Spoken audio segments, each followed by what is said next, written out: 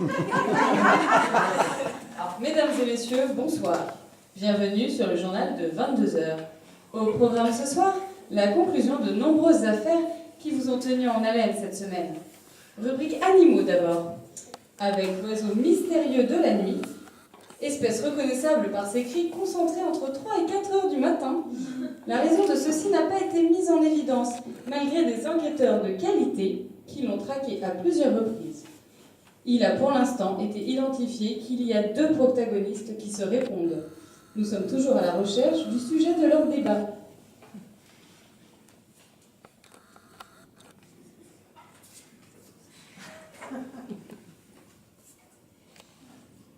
Nouvelle retentissante parmi les félins avec la récente annonce des chats de MDO, Notre-Dame de Louis, qui ont décidé de rentrer dans les ordres après avoir été touchés par la grâce de Dieu au cours de leur déambulation. Shalom a décidé de prendre les couleurs noires et blanches de sa future congrégation dès à présent.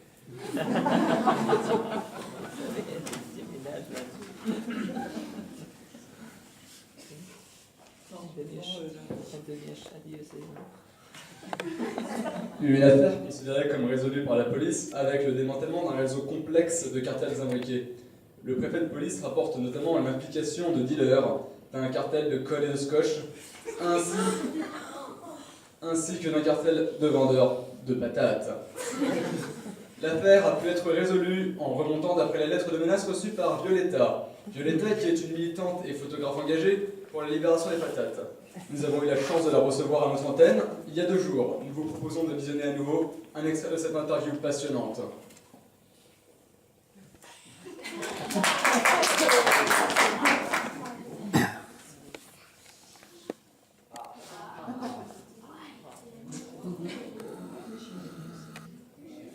Veuillez patienter, nos services techniques sont sur le coup.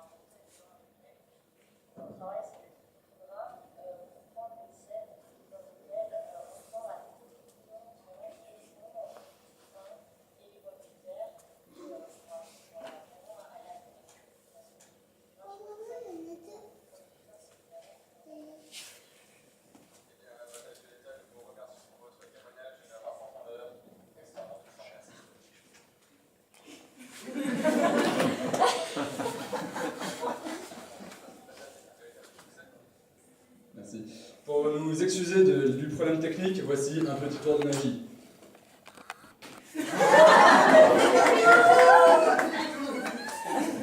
Pour conclure cette enquête, les services secrets cherchent encore à établir un éventuel lien avec un réseau mafieux incluant la CIA.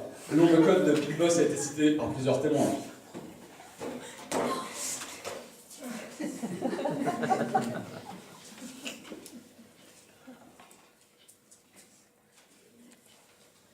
Toute l'équipe souhaite par ailleurs féliciter la vélocité et l'efficacité avec laquelle la brigade spéciale de pompiers ninja est intervenue pour maîtriser un incendie d'une taille incommensurable. Il s'est déclaré à l'aube, conduisant au retentissement de la sirène d'alarme à partir de 7h15. Aucune victime n'est à déplorer grâce aux nouvelles recrues formées avec une rapidité extrême par notre brigade spéciale.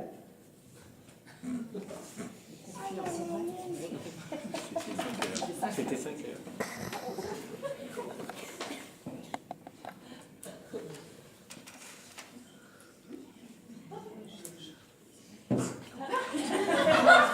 Un rebondissement dans la crise migratoire. La directrice d'un stage d'été aurait fait rentrer illégalement un individu sur les lieux du stage en le dissimulant dans la meilleure des cachettes. Les responsables du camp sont en colère. L'individu n'aurait pas payé sa cotisation. Affaire à suivre donc.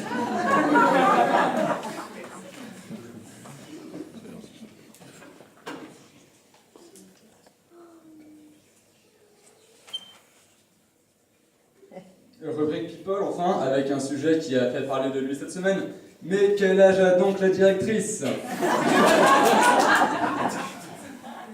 Les témoignages apportent des arguments qui n'ont pas encore permis de résoudre définitivement la question. Elle aurait entre 30 et 40 ans pour certains. Entre CM2 et 40 ans. On parle de ses supposés fils qui joueraient à Dofus. Elle serait prête d'atteindre l'âge maximal pour participer à ce camp, ce qui expliquerait son absence annoncée de l'année prochaine et serait du coup la doyenne du groupe. Nous travaillons activement à recouper les informations pour trouver la solution à cette énigme d'apparence insoluble.